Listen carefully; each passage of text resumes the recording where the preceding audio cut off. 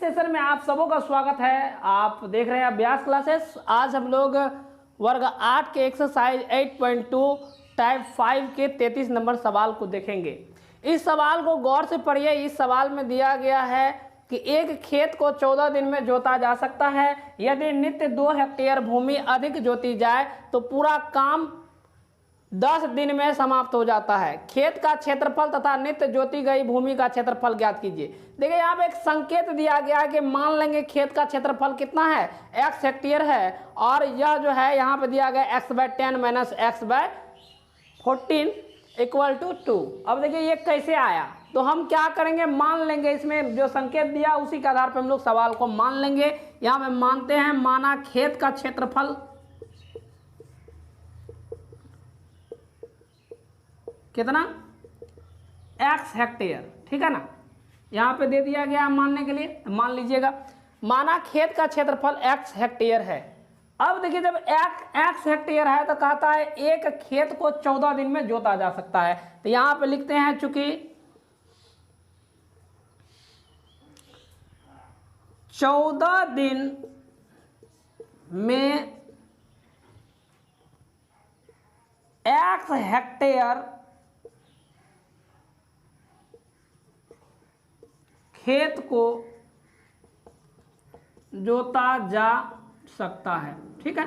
ये सवाल में ही दिया गया है। अब देखिए 14 दिन में x हेक्टेयर खेत को जोता जा सकता है, तो एक दिन में, इसीलिए लिखते हैं एक दिन में कितना हेक्टेयर भाग को जोता जाएगा, 14x/14 भाग हेक्टेयर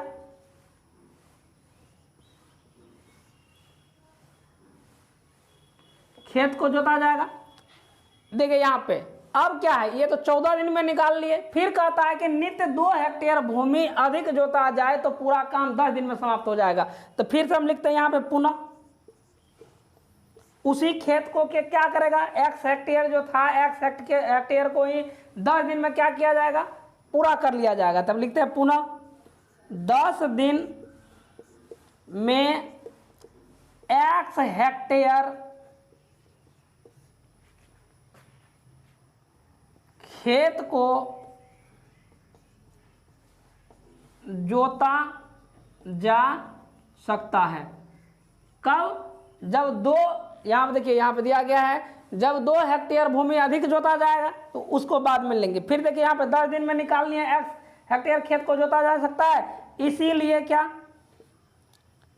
एक दिन में कितना भाग, x/10 भाग हेक्टेयर खेत को क्या किया जा सकता है, जोता जा सकता है। तो यहाँ पे एक दिन का हम निकाल लिए हैं। अब क्या करना है, चूंकि यह देखिए यह जो है, चूंकि इसमें क्या है, 2 हेक्टेयर जो है अधिक जोता जाता है। इसको गौर से देखिए, 2 हेक्टेयर अधिक जब जोता जाएगा किसी भी चीज को तो वह समय क्या लगेगा, कम लगेगा।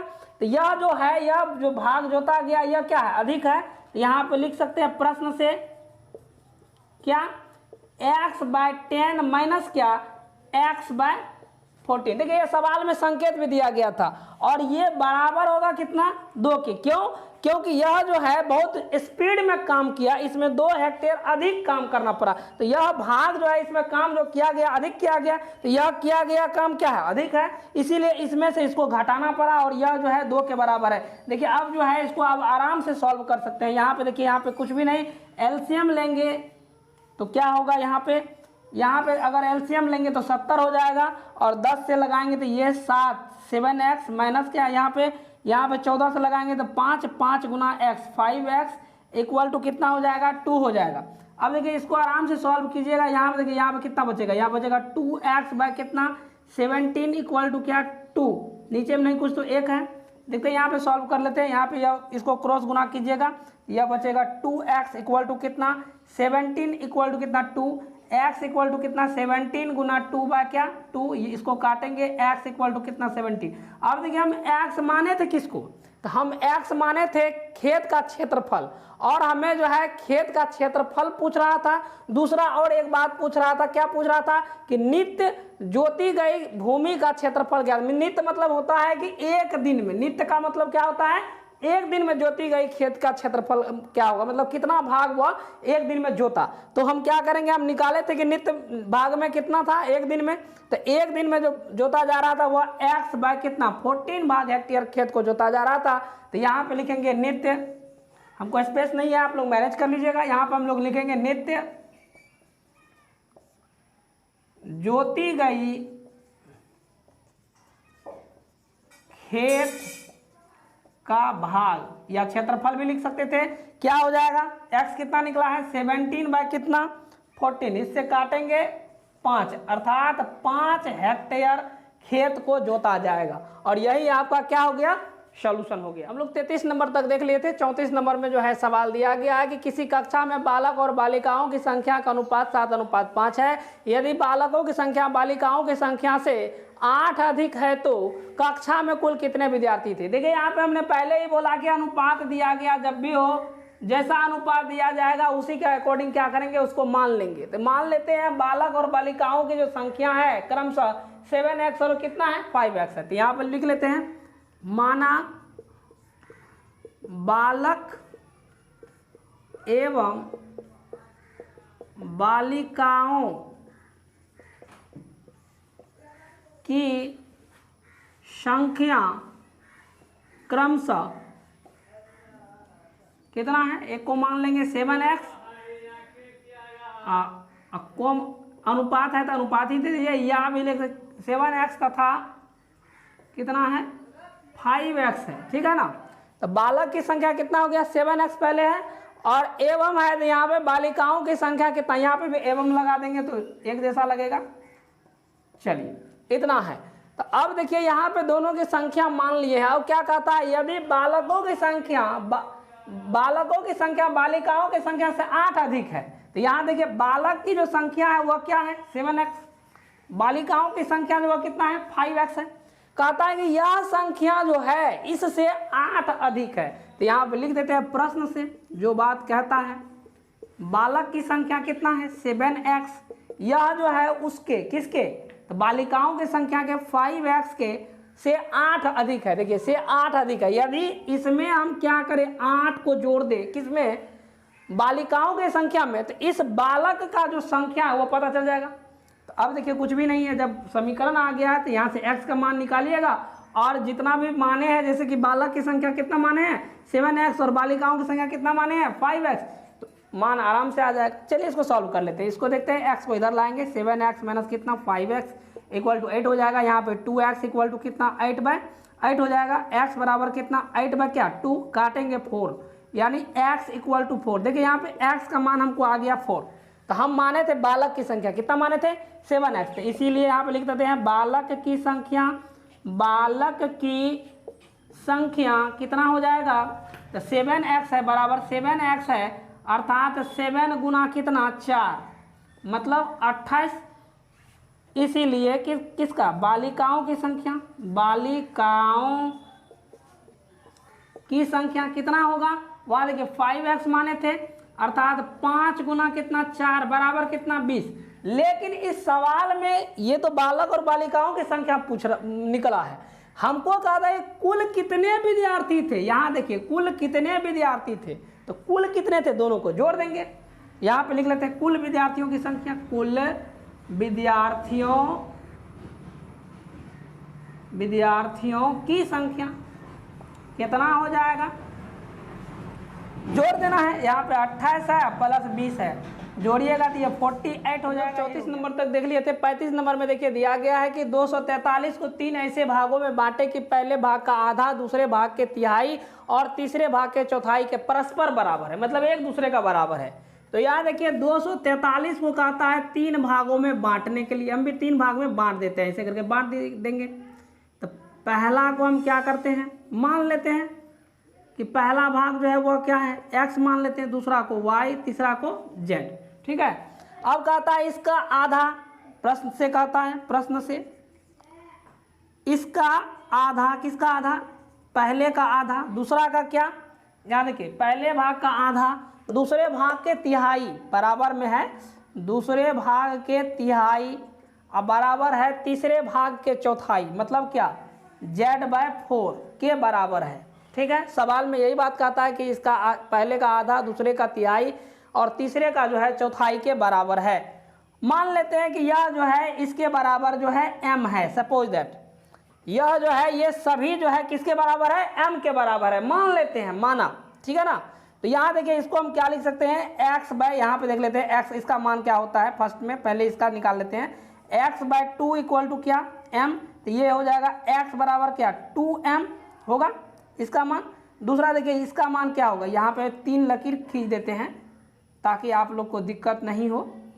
यहाँ देखिए, अब देखिए यहाँ पे लिखते हैं y बाय 3 इक्वल टू क्या, मान लेते हैं m, तो यहाँ पे हो जाएगा y बराबर क्या 3m, और यहाँ पे z बराबर z बाय 4 इक्वल टू मान लेते हैं m, तो यह हो जाएगा z बराबर क्या 4m। देखिए 3 समीकरण आ गया हमको, यहाँ पे x बराबर 2m, y बराबर 3m और यहाँ पे 4m आ गया है। अब क्या कहता है, इसको गौर से पढ़िए, कहता है कि तीनों, अब देखिए तीनों का योगफल कहता है इतना दिया हुआ है 243 दिया हुआ, तो यहाँ पे तीनों का योगफल अर्थात यहाँ पे लिख सकते हैं 2m प्लस कितना 3m प्लस कितना 4m बराबर कितना 243 के बराबर है।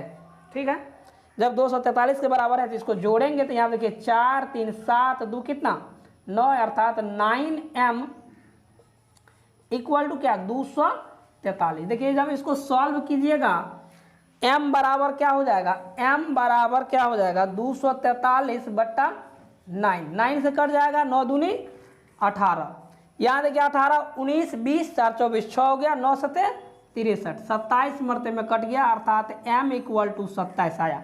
अब देखिए ये m का मान 27 आया है तो हमको देखिए यहाँ पे पहले का भाग x बराबर निकल जाएगा, पहले x माने हैं, दूसरा y माने हैं, तीसरा z माने हैं, तो हमको x का मान आ जाएगा। देखिए कैसे आ जाएगा, तो यहाँ देखिए x बराबर, इसीलिए पहला भाग लिख सकते हैं या x बराबर कुछ भी लिख सकते हैं, पहला x जो माने थे वो लिख लीजिए। x बराबर क्या 2m है, 2 गुना 27 बराबर कितना 54 आ जाएगा, इसीलिए कितना y बराबर कितना है, y बराबर 3m है, तो 3 डायरेक्ट गुना करने से 3 गुना कितना 27 है, इसको गुना करेंगे 27 तिया 81 होता है, इसीलिए फोर्थ में क्या हो जाएगा z बराबर हमको आया था कितना 4m, 4 गुना कितना 27 अर्थात ये हो जाएगा 7 चौके 28, हाथ में कितना 2 4 दूनी 8 2 10 108। अब इस तीनों को जब जोड़िएगा तो यह 243 के बराबर होगा और इसी अनुपात में ये क्या होगा बटा होगा, और यही आपका क्या हो गया आंसर हो गया। जल्दी से फोटो हम लोग 35 तक बना लिए थे। 36 नंबर में जो सवाल है इसको देखते हैं। कहता है यहाँ पे लक्ष्मी, यहाँ पे लक्ष्मी होगा, यहाँ पे लक्ष्मी एक बैंक में खजांची है, खजांची का मतलब होता है कैशियर। उनके पास नकदी के रूप में 100 रुपया, 50 रुपया व 10 रुपया के नोट है। उनकी संख्याओं में क्रमशः 2:3:5 का अनुपात है और उनका कुल मूल्य 4 लाख रुपये है। उनके पास प्रत्येक प्रकार के कितने नोट है, मतलब सभी प्रकार के नोट है, उसका अनुपात दे दिया है और कहता है कि बताइए कि सभी प्रकार के कितने नोट है, और उसका जो है जो रुपये है उनका जो मूल्य दिया हुआ है सभी मूल्य को जोड़ करके 4 लाख रुपया उसके पास है। कोई दिक्कत नहीं है।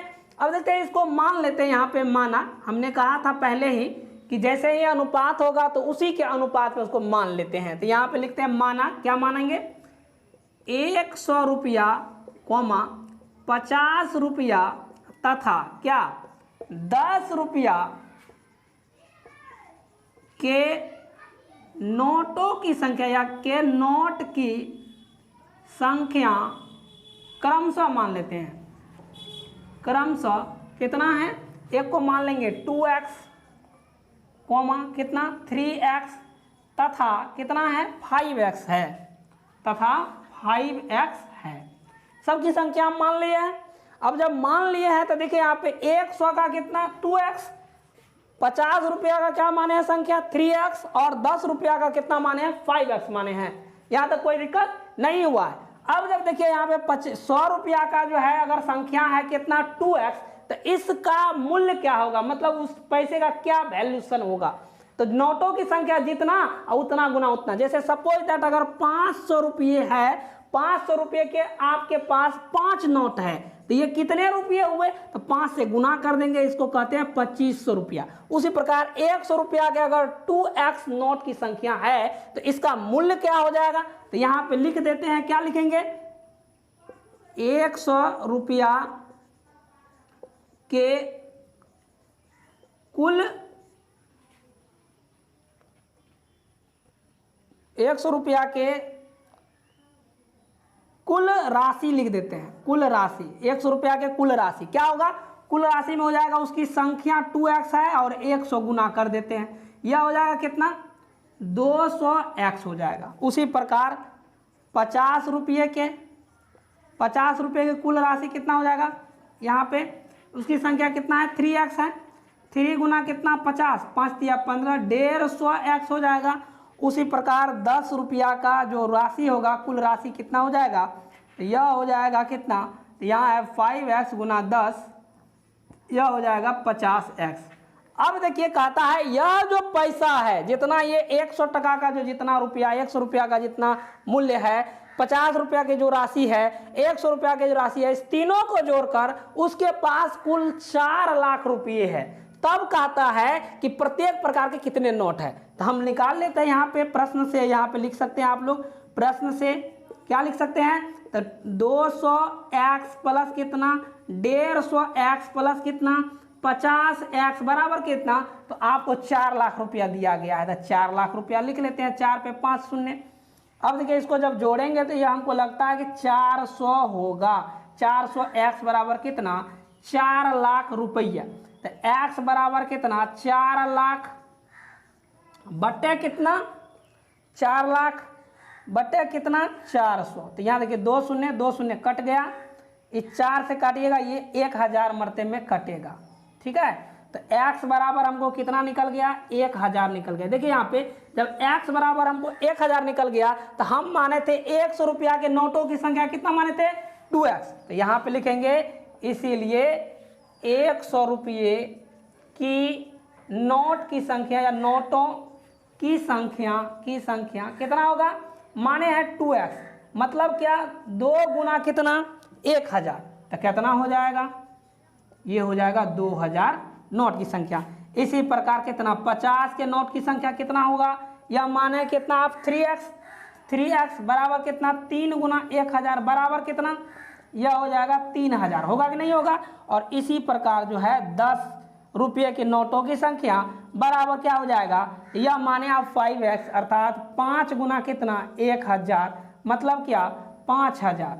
अब देखिए यह संख्या को अगर 10 इससे गुना कीजिए, सभी पैसा को अगर निकालिएगा यहाँ से, तो इसको जब जोड़िएगा तो वो आपको 4 लाख के बराबर होगा, और यही आपका क्या हो गया, आंसर हो गया। 36 नंबर तक देख लिए थे, 37 नंबर का सवाल को देखेंगे और यह सवाल को पढ़ेंगे, बहुत ही इंपॉर्टेंट सवाल है। यहाँ देखिए दिया गया है, किसी लोहे और तांबे के टुकड़ों के भार का योगफल 2040 ग्राम है, तांबे के टुकड़े का आयतन लोहे के टुकड़े का आयतन से 3 गुना है। यदि लोहे के 1 घन सेमी टुकड़े का द्रव्यमान 7.6 ग्राम तथा उतने ही तांबे के टुकड़े का द्रव्यमान 8.8 ग्राम है, तो प्रत्येक टुकड़े का आयतन ज्ञात करें। तो यहाँ पे देखिए, यहाँ पे आयतन कह रहा है ज्ञात करने के लिए, तो हम मान लेंगे, यहाँ पे देखिए दिया गया है तांबे के टुकड़े का आयतन लोहे के टुकड़े का आयतन से क्या है, 3 गुना है। तो हम मान लेते हैं लोहा का टुकड़े का आयतन, यहाँ पे लिख देते हैं, माना लोहा के टुकड़े का आयतन मान लेते हैं कितना, x है, और जब आयतन मानेंगे तो वह क्या होगा, घन सेमी होगा। आप जानते होंगे कि क्षेत्रफल जो होता है, क्षेत्रफल का मात्रक क्या होता है, मीटर स्क्वायर या सेंटीमीटर स्क्वायर, और यहाँ पे घन है मतलब आयतन है, तो मतलब क्या, सेंटीमीटर है, तो यहाँ पे सेंटीमीटर क्या, क्यूबिक सेंटीमीटर लिख सकते हैं, इसका पावर 3, या घन सेंटीमीटर भी इसको कहते हैं। यहाँ पे घन सेंटीमीटर ही लिख देते हैं, घन सेमी भी लिख देते हैं, यही लिख देते हैं।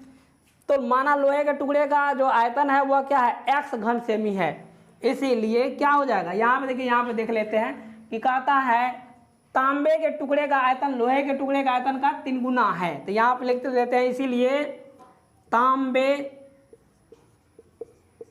के टुकड़े का आयतन कितना हो जाएगा, इसका 3 गुना हो जाएगा घन सेमी, ठीक है ना, घन सेमी लिख लेंगे। अब क्या कहता है, कहता है यदि लोहे के 1 घन सेमी टुकड़े का द्रव्यमान जो है वह दिया गया है, कितना है 7.6 ग्राम। तो यहाँ पे लिखते हैं चूंकि 1 घन सेमी लोहे का द्रव्यमान कितना दिया हुआ है 7.6 घन सेमी।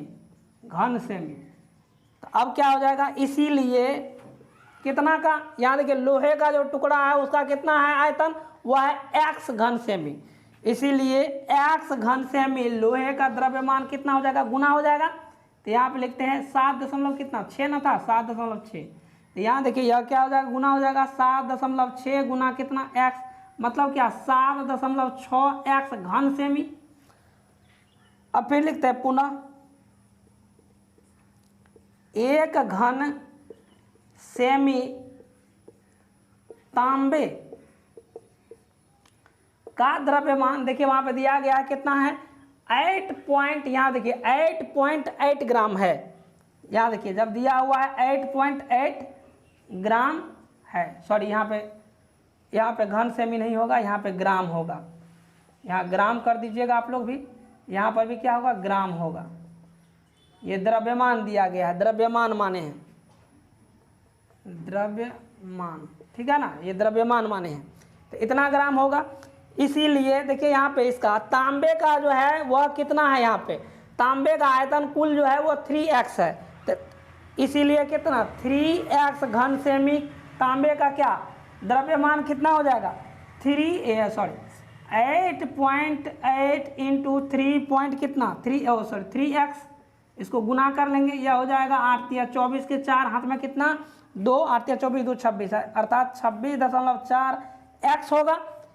इसका क्या निकल गया, ये इसका द्रव्यमान निकल गया। अब कहता है कि दोनों का योगफल जो है वह कितना है 2040 ग्राम है। तो यहाँ पे लिख सकते हैं प्रश्न से, क्या लिखेंगे प्रश्न से, दोनों का, इसका वजन इतना है और इसका वजन इतना है, तो दोनों का योगफल। तो यहाँ पे क्या लिखेंगे 7.6 x प्लस कितना 26.4x बराबर कितना 2040 ग्राम। अब देखिए ये प्रश्न में ही कहा गया था कि किसी लोहे और तांबे के टुकड़ों का भारों का योगफल इतना है। तो हमको लोहा का टुकड़ा का भार निकल गया, दोनों का योगफल इतना दिया हुआ है, इसको जोड़ दीजिए।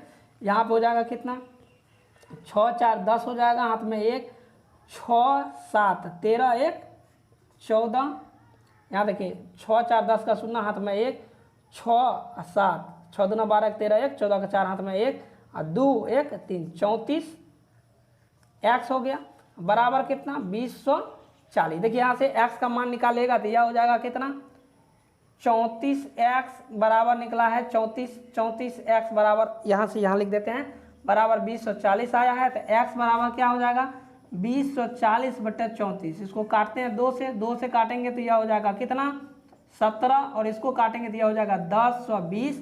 अभी देखिए यहाँ पे लगाते हैं 17 छाके 2 तर से 6 मरते में ये कट जाएगा, ये 0 उतरेगा, अर्थात x बराबर 60 है। अब यह x क्या माने थे, यह माने थे लोहे के टुकड़े का आयतन। अब देखिए लोहे के टुकड़े का जब आयतन निकल गया, हमको प्रत्येक टुकड़े का आयतन पूछ रहा था, तो तांबे के टुकड़े का आयतन निकल जाएगा। तो यहाँ पे लिखते हैं इसीलिए तांबे के टुकड़े का आयतन, टुकड़े का आयतन क्या होगा, इसका 3 गुना है 3x आया था, यह हो जाएगा 3x अर्थात क्या 3 गुना 60 36 के 18 180 क्या घन सेमी, ठीक है ना। ये भी यहाँ पे घन सेमी लगा दीजिएगा और यही आपका 37 नंबर का सॉल्यूशन होगा।